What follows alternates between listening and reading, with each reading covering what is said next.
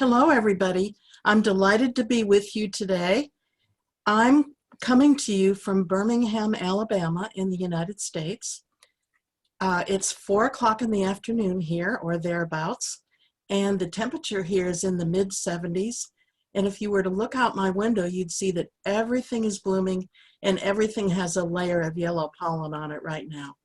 So if I become a little hoarse, you'll know it's because of my allergies, not anything other than that. I am now retired from the university and I'm spending full time on afterlife work.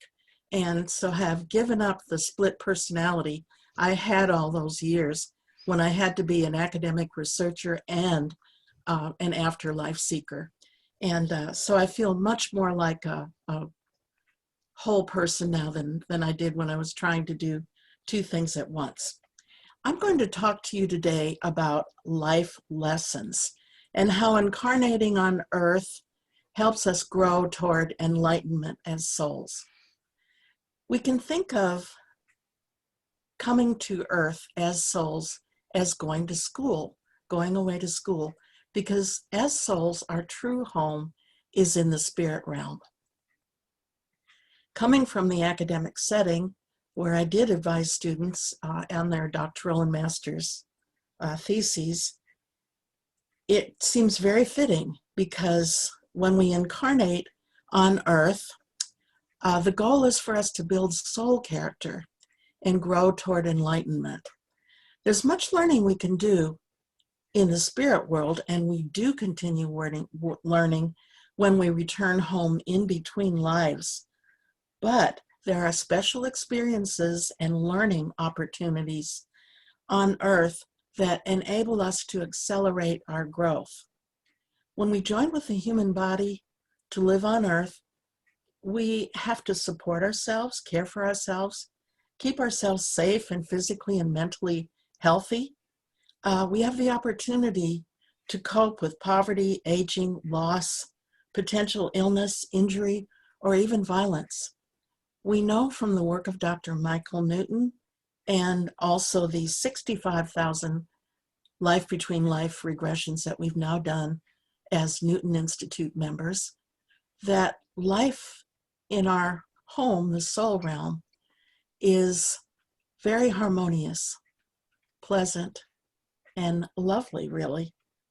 So the difficult experiences we come to earth to have, and we certainly do have them in the course of a typical life. So, excuse me here, rearrange. All right, we come to earth to gain enlightenment, as I said, and to develop enlightened soul traits. There's an exquisite earth curriculum, and that's what I'm working on now for my next book. What is included in the earth curriculum? I'm not really going to get into that much today, but the earth curriculum is filled with experiences and lessons to help us grow. We interact with other souls in all of earth's creation. We have free will. We can create our own life experiences. We can use the talents and skills that we've developed thus far to help others and contribute to the world. Or while we're here, we can take a much different path. Free will allows us to make mistakes and get ourselves into challenging situations. It's through demanding circumstances in our lives that we achieve the greatest learning and spiritual growth. So before we come to earth, we plan each life very carefully. From data that we're collecting from LBL sessions, it seems that there are cases, and maybe all the time, we plan several lives at once rather than just one, but that's something we're continuing to collect data on at the present time. We choose a family that we'll be born into, and we ask other souls to accompany us to play specific roles in our upcoming life. We choose our gender, we choose our race, we choose our ethnicity. And we have found again from sessions that the choice to be gay or to be transgender is one that we may make before coming here because we want to have that experience and what it will include. Dr. Newton reported that there's a group of about 100 other souls who we incarnate with in our multiple lifetimes, and probably a smaller group that we incarnate with very frequently. In my practice, the average person who comes in has lived approximately 700 to 1,000 previous lives. Each life appears to have a different mix, but I've also come across clients who will stay in the same family that incarnates together, either one time after another or at a later time for additional learning. So there's a mix in how we come together and how we choose the people that will come with us. We don't make these decisions alone. If we were going away to school, we'd have an advisor. And in the spirit world, we have something akin to that, in that our guide, wise beings, and other souls help us make the decisions about our upcoming life. We're all assigned a master guide at the time of our soul birth and other guides to assist us. We all have a personal guide who remains with us from the time we plan a new life until we return back home. We have a very special, loving relationship with these more advanced souls who choose to be our guides. We're carefully matched with them to enhance our soul development. Our personal, or sometimes you see this referred to as a primary guide, is usually with us for multiple lifetimes and may be with us since we begin incarnating. They help us plan each life, and they are there during each life to assist us during our time on earth. We also receive help in planning and incarnation from our soul group and other souls that we work with or learn from while we're in the spirit world. So there's a lot of input into how to choose the life that we choose. When we incarnate on earth, we bring with us all the experiences of our past lives and our time between lives in the spirit realm. So you get a picture, if we've been here 700 to 1,000 times before, all the things that we bring with us currently. So the influences from past lives are important in our life lessons. Anything we have not resolved from past lives can be carried into our current life, such as emotions, unresolved conflicts, and even physical influences from a past injury or deformity.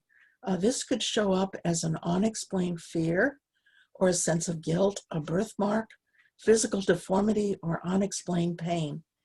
I think of one patient particularly when I think about bringing something from a past life. This was a high-level corporate executive here in this area who every several months had to take several days off because he had excruciating back pain and just could not move or do anything. He had been through every conceivable test to try and figure out what was wrong. And given that he had a lot of resources, he'd been all over the world trying to figure out what was causing his back pain. He was coming to me for energy work, for Reiki, and that was the only thing that really helped him. That always helped him get back on track and relieve the pain.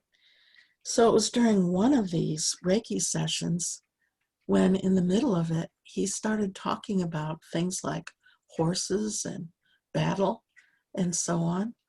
This was rather strange. And I kept asking him, what are you talking about? Initially, I thought maybe he'd seen a movie about this and he was just recounting it while he was in a semi-Reiki state, as I call it, going to Reiki land. in relaxation. But no, he kept talking about it, and he started getting a little agitated. So I thought, well, I'm going to ask him about it and see if I can figure out what's going on. So I told him to tell me about it, tell me what's going on. It turned out that he was experiencing himself in a medieval battle. He was on a horse. He was carrying a wooden lance, and they were in battle. He became separated from his other knights, or whoever they were at that point. He became separated, and he was being chased by the enemy. He was knocked off his horse and landed on a pile of jagged rocks where his back was broken. And the horses and the enemy just ran off and left him there. He was not found by his fellow knights. He was just left there to die on that pile of jagged rocks.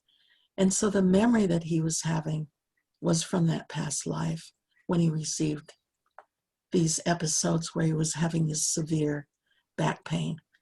What I did during that session, thinking that was before I'd actually had training as an LBL therapist. So what I did is just tell him that we're here now. Your back is in good anatomical condition. You don't have any deformities. You haven't been injured, and you're doing fine. He left feeling better that day, and I never saw him again, but he did get back to me and tell me that he had a lot of memories after that session about that past life. He went to a therapist to try and work on problems that were similar in his current life to what he'd experienced in that past life. And he never had another episode of the back pain after that. That was a stark reminder to me, as I thought about it later, that we do bring things with us from the past. And sometimes we need to resolve the past before we can really clear up issues in our current lives. So, thus we can bring anything we've not resolved from our past lives into our current life situation. All this discussion, along with information from the review of our last lifetime, results in a life plan for our current life. We have lots of help in making this plan, as I said, but we make the final decision. So you can think about your current life. Anything you don't like or anything you're not comfortable with, remember this is something that you put in your plan, your life plan, or you agreed to. And it's something that you put there to help you learn. So there's a lesson behind it. Our life plan includes our life purpose, the lessons that we're trying to learn, our desired experiences, and pre-planned relationships and interactions that we hope to have in this life. Sometimes we spend lifetimes trying to learn a single lesson. We plan each life to enable us to have the experiences and learn the lessons that allow us to grow spiritually.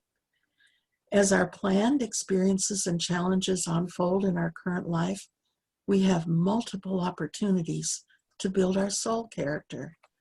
One of the challenges that we or the souls playing significant roles in our lives have is that we may not follow the plans that we made. We have free will. And so things may not turn out exactly as we thought they would. We all have free will. What we've learned from LBL sessions, however, is that we have less free will, perhaps, as we're a younger soul, and more free will as we become more advanced.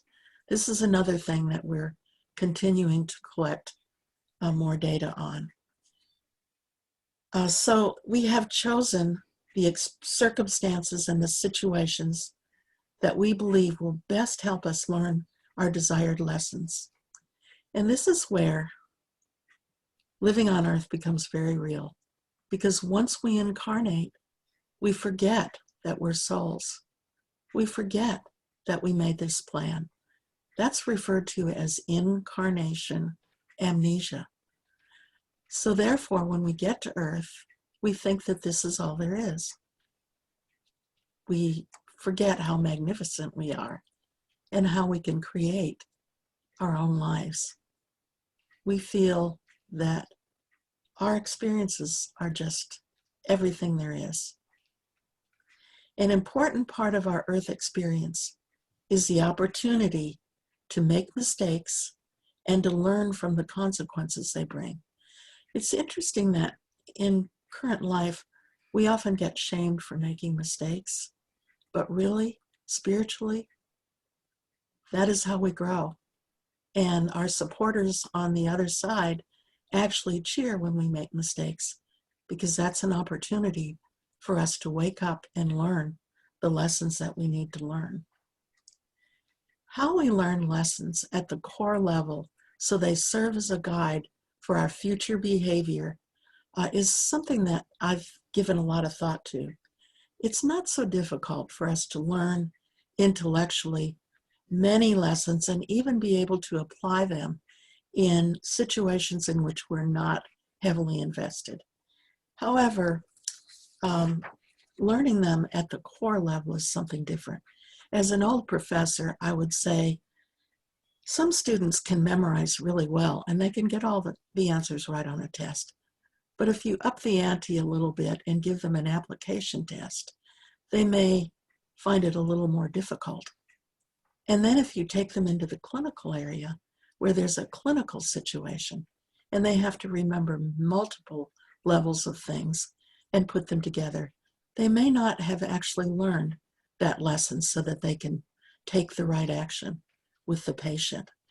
Such is the case with us in our lessons. I have an example from my own life. One of the lessons that I needed to learn was one of my gifts is helping others, but any gift that we have is two-sided. We need to balance it. We can take it too far so that it hurts us or others, or we can not have enough of it so that we engage in behavior that can be harmful to both us and others. So I'll give you an example from my life. My helping behavior got me into trouble. It's interesting that I taught about this behavior when I was teaching in the School of Nursing about how we should not help patients to the point that they stop helping themselves and that we actually put additional burdens on ourselves. So I knew all about this intellectually. I also practiced it really well as an administrator and as the research director of projects. Didn't have any trouble with it at all. But then when my daughter experienced a trauma and I needed to help care for her, I took it too far. I helped her longer than I should have. I helped her to the point where after she should have been helping herself. And I helped her to the point where it was actually hurting me. It was interfering with my own self-care and my own life plan. So for every lesson we have to learn, there are two sides of it, and we need to balance it. One of the advantages we have in coming to Earth is we have the opportunity to experience both sides of things. Let's take loyalty. We have the opportunity to be very loyal in our relationships, or we have the opportunity to betray others. And when you think that we have 700 to 1,000 lives on average, people in our current living situation, we have many opportunities to experience this. We've all betrayed others, and we've all been betrayed. And these are experiences that can help us learn. Our higher self patiently waits for us to wake up and learn from our experiences. We all have guides who are working with us, and they continually try to steer us in the right direction, but they're very patient and they will never tell us what to do. Our ancestors and our departed loved ones from the other side encourage us and help us along our way. So what I'd like to turn to next, and then I want to open it up to some discussion, is how do we find our own lessons in this life? And before I do that, I want to say a word about life purpose. I think when you read the literature, you'll find that some people equate life purpose with what we do in life.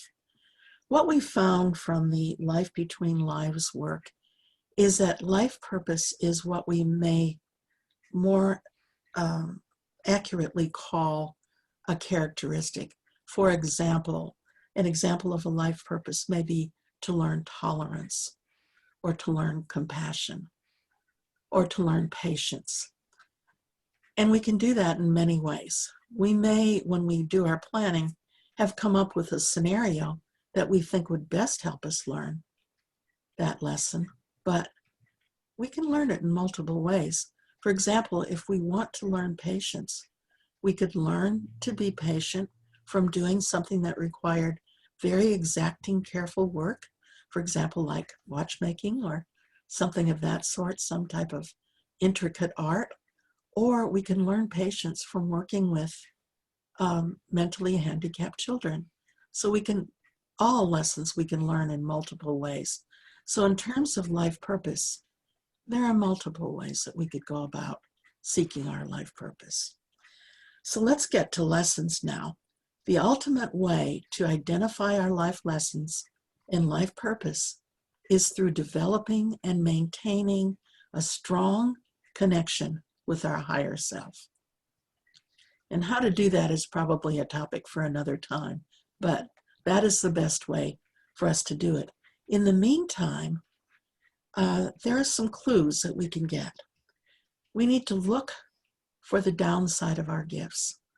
Look at what you do well in your life. Like, for example, mine was, I'm good at helping people. What is the downside of that behavior? Can you take it too far? Is there an opposite side of that behavior?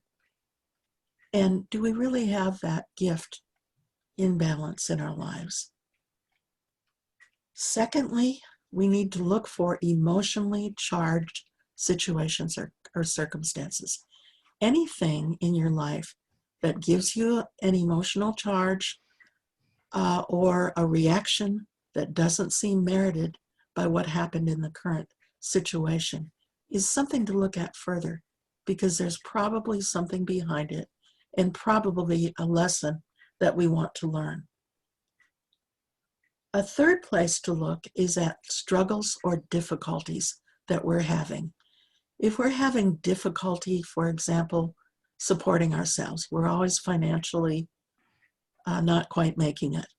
Or let's say that we have relationships in our lives that are just continually conflicted, or we don't seem to be able to master certain things that we want to accomplish in our lives. We need to look at those struggles or difficulties and see what the lesson behind them might be. Are these things we chose when we pre-planned our life to help us learn specific lessons? The last thing I want to mention here is to look for repeating patterns in our lives. It's really helpful to look back over our lives and see if there are any repeating patterns. For example, if we have multiple divorces, was there a similarity in these? Why and what was our role in this? And we can look to many other areas where we might have repeating patterns in our lives.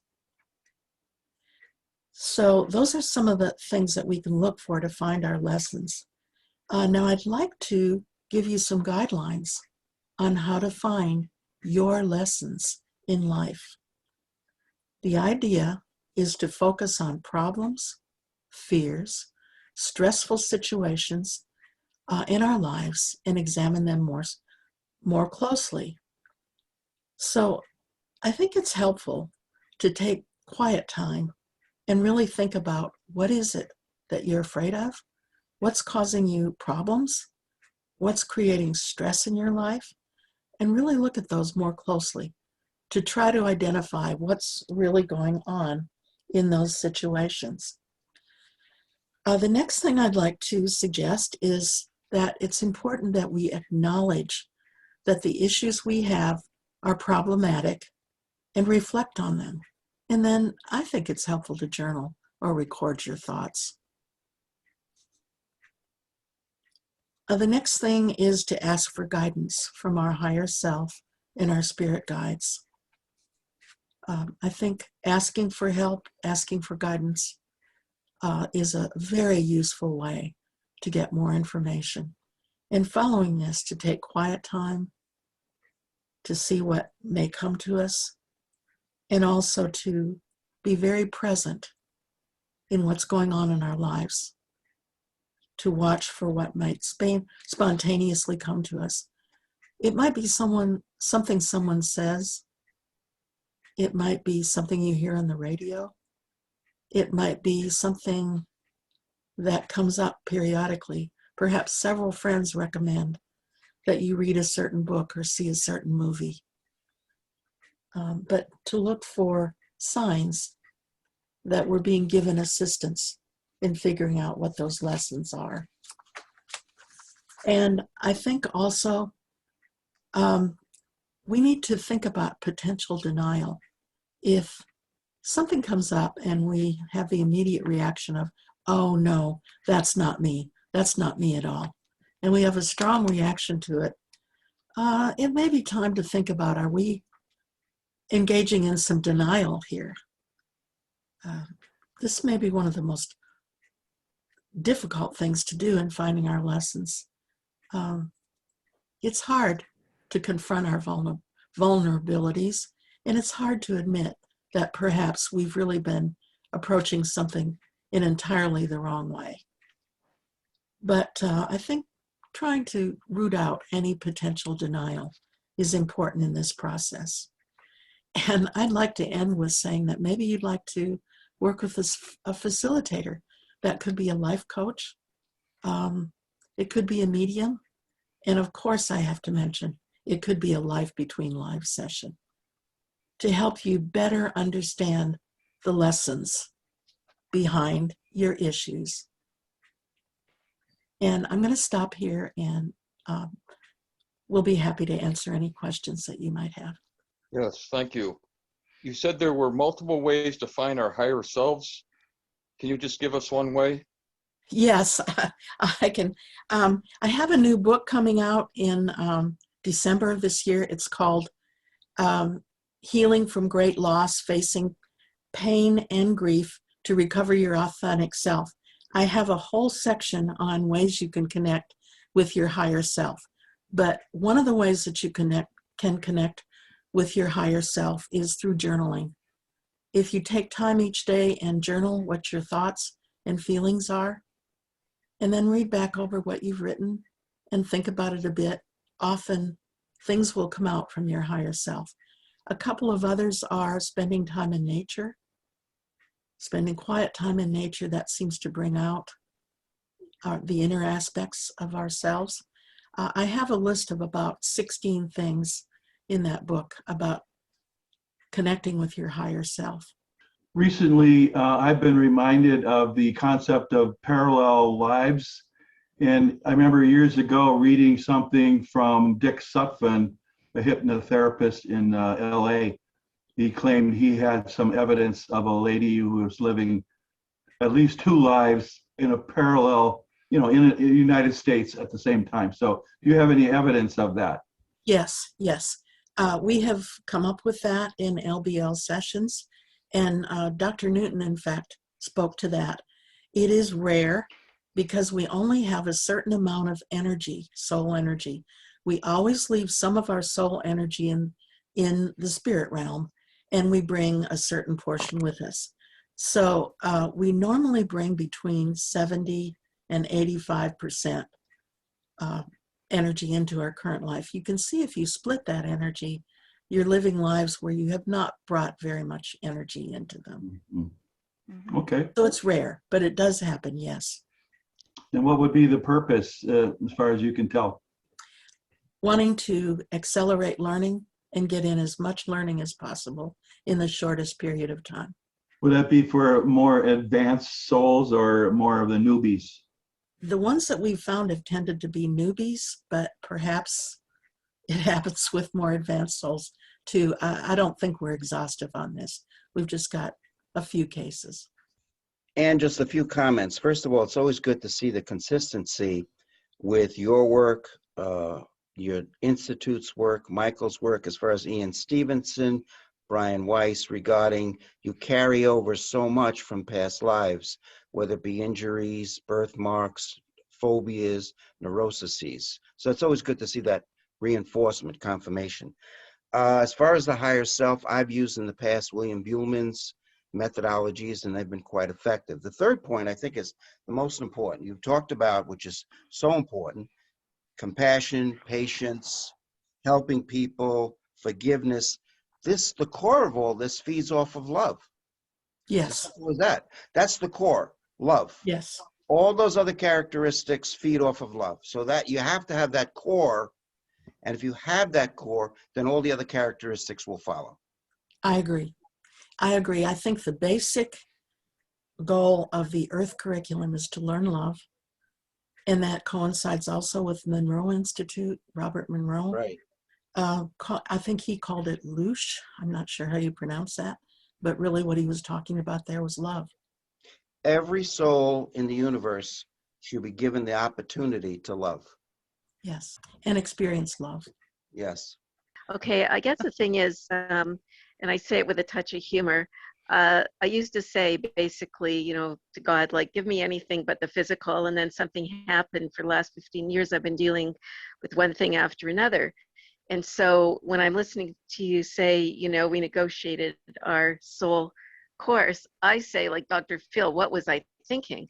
Because it's been real hard. So what I'd like to know is, can I renegotiate during this lifetime if the lessons become a little, too intense as me being a mere mortal? During our LBL sessions, we find that you can get assistance from your higher self, from wise beings, and from guides that will help mitigate many of the circumstances in your lives.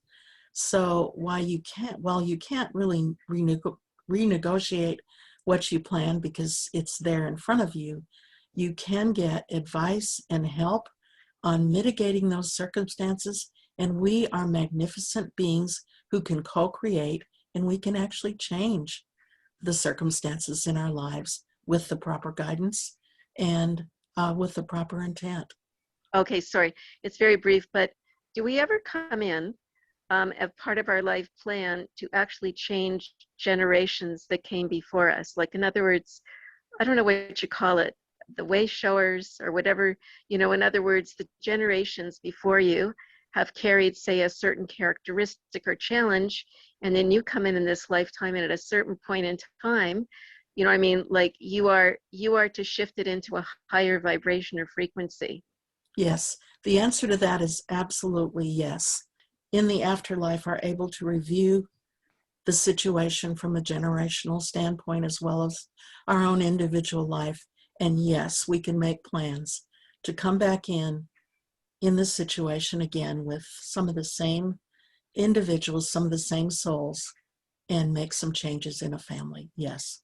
I was just thinking of the Holocaust, and that's actually, as you were talking, I was just getting shivers. I don't know how many billion people are on the earth right now. Is it 9 billion or something? Is there any indication where all these souls are coming from, considering if we go back in time, not too many hundred years, there weren't that many. So where are all these souls coming from, and why is this such a popular place? And is there a limit? I can only tell you what we get from some of our LBL sessions. As far as the validity of it, I'll just say that's what we get from some of our sessions. What we get is that there are multiple places to incarnate in the universe. Earth is not the only one. So there were times when not many souls were incarnating on Earth. And as it developed, there are more souls incarnating on Earth. One of the characteristics of Earth is that it is a very difficult place to incarnate. Yeah. And because of that, it's a place where we can really accelerate our soul growth. So there's a desire on the part of many souls to do that. On the other hand, what happens if a soul says, well, I'd like to go to Earth, but I'm not sure, and maybe they will never have an Earth experience? How do they progress? Any indications of that? I don't really have a lot of information about that. I certainly know that there are souls who don't incarnate on Earth. But what we deal with in past life regression and LBL are largely the Earth experience with souls. So from my work, I don't get much information on that. Okay. However, I do also do some quantum consciousness work. And in that work, we found that some souls do choose to incarnate in different dimensions, different places, but their learning experience is not the same as it would be on Earth. And how similar is the LBL regression work to the work of Dolores Cannon, would you say? Because I know a lot about Dolores Cannon's work, and I've actually interviewed her in my radio show in the years Yes, past. I think if you're talking, are you talking about the mother or the daughter? Well, the mother, the QHHT stuff. Okay, the mother. Okay, I think Dolores Cannon, the mother, was doing some of her work at the same time that Michael Newton was doing his work. Probably. And I think some of what they developed was similar in nature. And then Dolores's daughter, also named Dolores, I believe, she was, for a period of time, she was trained in the Newton Institute and did practice there for a while. So it's similar. Similar. I'd say yeah, it's similar. No one owns knowledge. We're all trying to learn the best we can, and it's best for us to learn from each other and try to work together. I've seen evidence of people accessing this material back in the 40s who aren't well known, and you know, there are books out there that I've discovered. So Yes. keep up the good work. Thank you. Thank you very much, Anne. It's very good. I've just got one question. How do you define higher self? I define higher self as a portion of our soul energy that joins with a human body when we incarnate. Typically, the soul will bring between, I'll say 65 and 85% of their energy into the incarnation, and the rest of the energy will be left on the other side. Thus, if a family member or a spouse dies, when they go to the other side, they'll be greeted by that portion of the soul energy that is left in the soul realm. So does the soul not? So where does the soul reside then? The soul resides in the spirit realm. I mentioned that coming to Earth is like going away to school. It's like a part of the higher self that lives in the spirit realm comes to Earth to learn, like they're going away to school. Only part of the soul energy is always left back in the spirit world. With the soul? Yes. Well, it is the soul, yes. Yeah, don't quite understand. The soul that. can be in multiple places at the same time. The soul or the soul energy? They're interchangeable. I really am probably confusing you by saying that. The soul energy is the soul. Yeah, I just had one comment and one question, and a comment about Janice is talking about renegotiating our soul contracts. And I've also noticed with my clients and checking up afterwards that sometimes the situations that are repetitive, I'm talking about, when the lesson is learned or the quality is more integrated into the life, then the need for those challenges is lessened. So the challenges can disperse or just kind of leave that life. Good point. Yeah. Yeah. And then my question, and I know your book is just so beautiful about, looking at loss, great loss. And I know I've just known many people recently that have lost a child. And I wonder if you just speak a little bit more about this perspective and how it could help someone in a state of grief. The relationship between parent and child is one of the strongest relationships there is on earth. We've even discovered that cells from the child can migrate, cells from the parent, from the mother, can migrate through the placenta into the brain of the mother, so that there's actually, it's called mycochimerism, where distinctly genetically different cells can be found in the brain of the mother.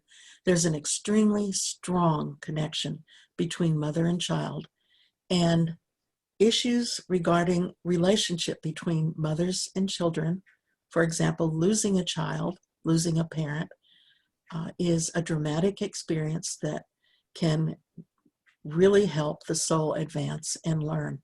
And also difficulties in relationships between parent and child can have dramatic effects on the lives of either one.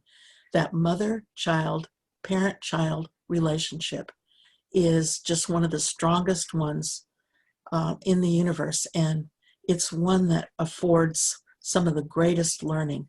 Fathers, mothers, children, greatest learning. Yes, please. I'll be putting this recording on repeat. It's so incredible for me. I keep thinking about people in dire circumstances, for example, refugees, people who are destitute and trafficked. And have you had, or the Institute had an opportunity to work with any people like that? Somehow, can they be reached? And on the other hand, people who have committed heinous crimes or something like that. Have those people been worked with regression? And well, one of our members, Karen Joy, has written a book called Twilight of Souls, where she talks about such experiences and how they help the soul grow. I personally have not dealt with any of these in current life. However, sometimes situations such as this come up from a past life when we're reviewing past lives. But I think Karen Joy's book, I don't think she's yet published it. She's going to be putting that out probably later this year. It's called Twilight of Souls. And she talks about a number of situations where souls have engaged in very violent, very destructive, negative behaviors, and how that impacts the soul growth. I will say that our research department studied how violence affects the soul, and we find that both the perpetrator and the victim can learn from violence. However, the perpetrator suffers more at the soul level from violence than the victim, but it's a learning experience for both. And I've heard you talk before, and you and I share November 15th as a special day, significant day. I lost my son. He took his own life, and I'm wondering what your perspective is on how that affects the life lessons of those left behind. The suicide of a child is a very difficult thing for those left behind to deal with. First of all, I want to say that all souls, whether they committed suicide, whether they committed horrendous acts or whatever, are welcome back to the spirit realm, should they choose to go there at that time. But for those left behind, it's a very painful situation. I want to say, first of all, that we're all on our own soul path, and that this may have been something that we planned for, or we planned the potential for because we wanted to learn. And I think some of the learning that can come out of a very painful situation like this is tolerance, acceptance, and compassion for a soul that was experiencing so much pain that they wanted to take their own life. Okay. Savarna, do you have anything you want to add to that? Self-compassion for the parent as they go through their own cycle of grief and finding life again. And I think our culture, I've been a hospice chaplain for 20 years, and our culture is so quick to want to move people out of their grief. And just to give it spaciousness and, again, self-compassion for your own journey in it. And I think as Anna makes really good points, to be awake to the moments, the opportunities of catching a little light and letting yourself have joy too. And sometimes people in the grief, they want to hold back on joy, like that's not allowed, or it decreases their honoring of their loved one. But to be awake to the joy and to honor your grief. We've learned that our loved ones really stay close to us after they make the transition back to the spirit world. For the first 2 years following the passing of someone, they're close to us and they're easy to contact. After the 2-year period, they're still always available, but they may be they may be more involved in some of their own growth on the other side. Okay, I wanted to know, when people have an NDE and, they see the light, etc. Unfortunately, I was a couple of minutes late on the call, which I'm quite sorry. But I'm just wondering, in the planning period, the one thing I'm wondering, I'm just going to use the notion of God. Like, is God, is the creator part of that planning session? You're talking about a near-death experience? No, Let me say, I was only talking about it in terms of people say they see the light and they feel unconditional love. So I'm wondering, in the pre-planning session, before your soul is incarnated on earth, as part of that, like, I don't know about the hierarchy in the spirit world. So I'm just wondering if we know if the creator directly is involved. Like we've talked about the higher self also. yeah, So I'm just wondering. well, I don't know if I can totally answer that question, but I will say the light and the feeling of unconditional love, harmony, peace, all oneness is the experience of the afterlife. And how much of the creator is infused into every part of that, I'm not sure I can answer.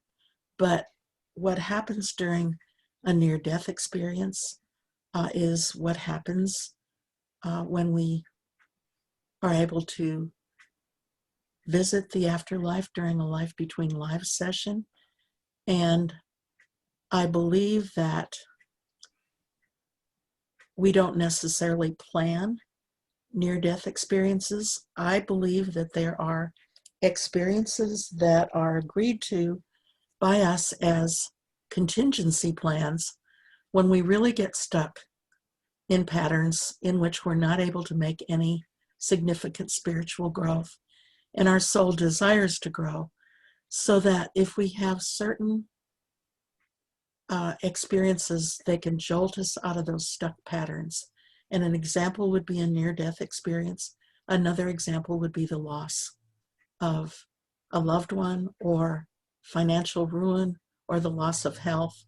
These experiences can serve as contingency events that can jolt us out of a stuck pattern where we're not making any progress in spiritual growth. Hi, Ann. Great presentation. Hi, Dennis. How are you? Good. How you doing? Good. Anyway, a simple question. Have you found any criteria or reasons for souls in terms of graduating from the Earth reincarnational system? We have had many instances of individuals who are told they're living their last lifetime, that they're about to graduate. What the reasons are exactly for that, I'm not sure that I know. Mhm. It seems to be that they have learned what they came to life to learn, but apart from that, I don't really know. Are they going to other dimensions? I don't know. Oh, okay. I think that that's an unknown, but I do know this: they're going to continue to learn and continue to evolve.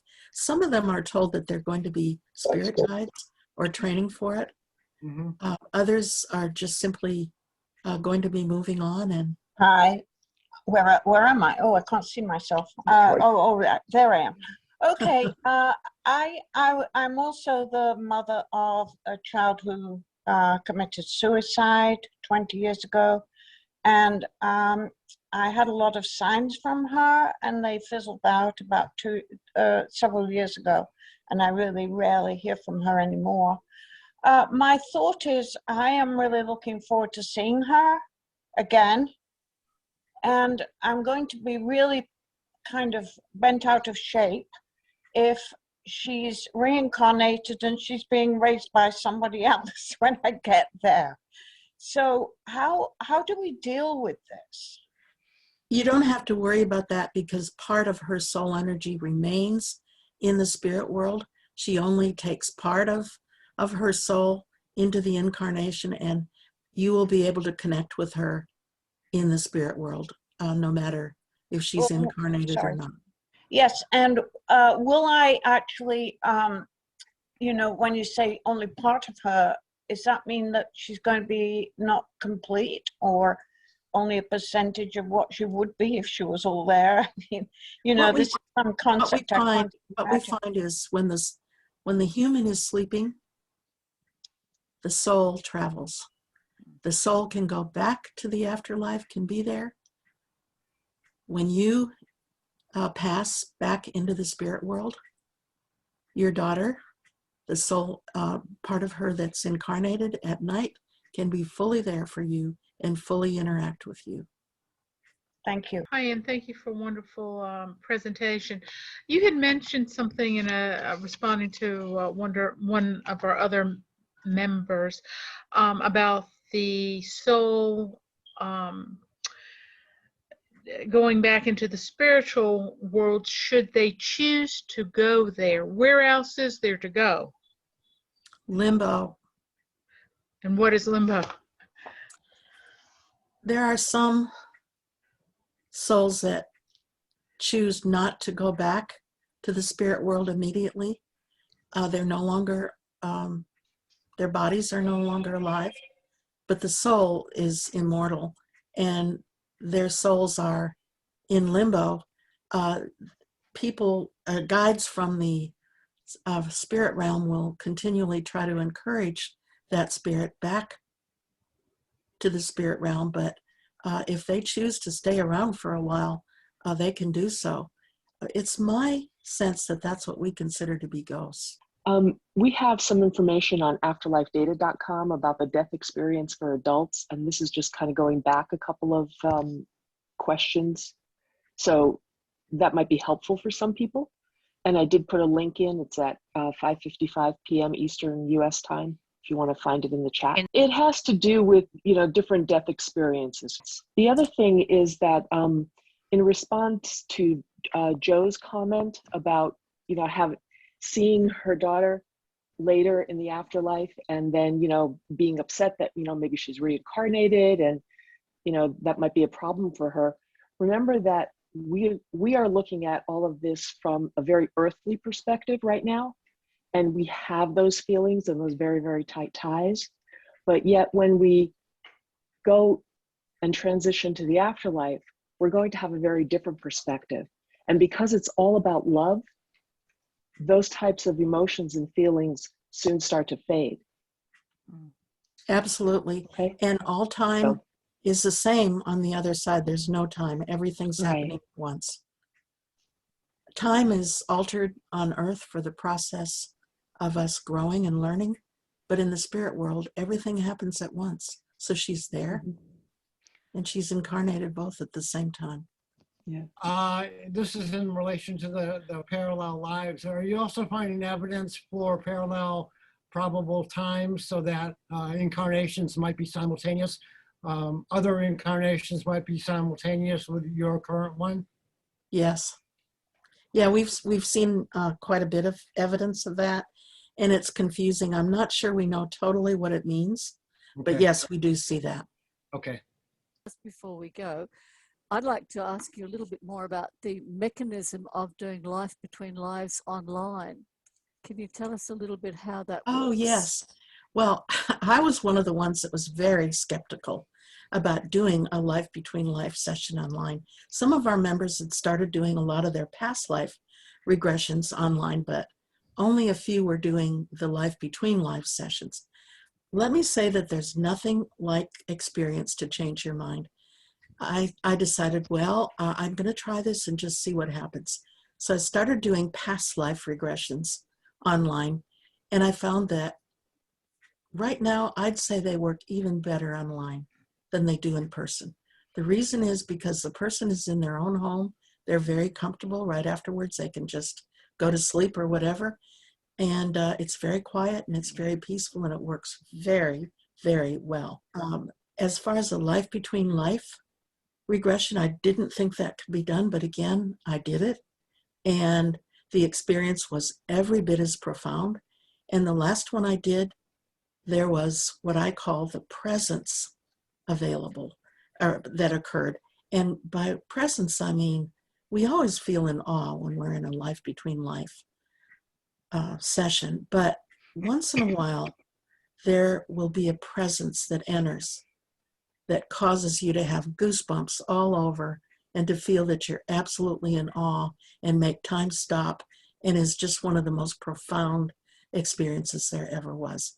I've even had one of those happen in an online session. It works. And if somebody is interested in having a life between lives session with you, how would they go about it? www.newtoninstitute.org, locate a therapist. And Savarna's on there too. Would they have to have had the past life regression with the Newton Institute as well? I require a past life regression with me before I do the life between life. And the reason I do that is because that allows me to know how you respond to regression. It allows me to see how your mind works, and it enables me to go even deeper with your life between life session. Fantastic. And tell us a little bit more about the book that's coming out and where people can get it, of course. Or My when book people is, can get it. okay. The book is now available on pre-order on Amazon. The title is Healing from Great Loss, Facing Pain and Grief to Recover Your Authentic Self. And it is about any kind of loss, not just loss of a loved one, financial loss, loss of job, loss of identity. I am absolutely delighted to hear confirmation of a many great number of things which I had read and rarely get confirmation in any other way. So this was absolutely wonderful, absolutely bowled over and delighted by your speech. I've taken copious notes, which of course would be no use to anybody because I won't send them out to anybody, how could I? And would they bother to read them? I don't know, but I will. And I am so pleased. Thank you so much for this talk. And I hope you can come again and drub it into to all of our laggardly listeners, the messages that you have given. Very much, Dr. Ann. Thank you. Thank you, Giles. And I hope you will come back to us fairly soon and perhaps delve into some of those other issues that you said. This is an issue for another time. Because I think you just opened so many minds. It's just absolutely fabulous stuff.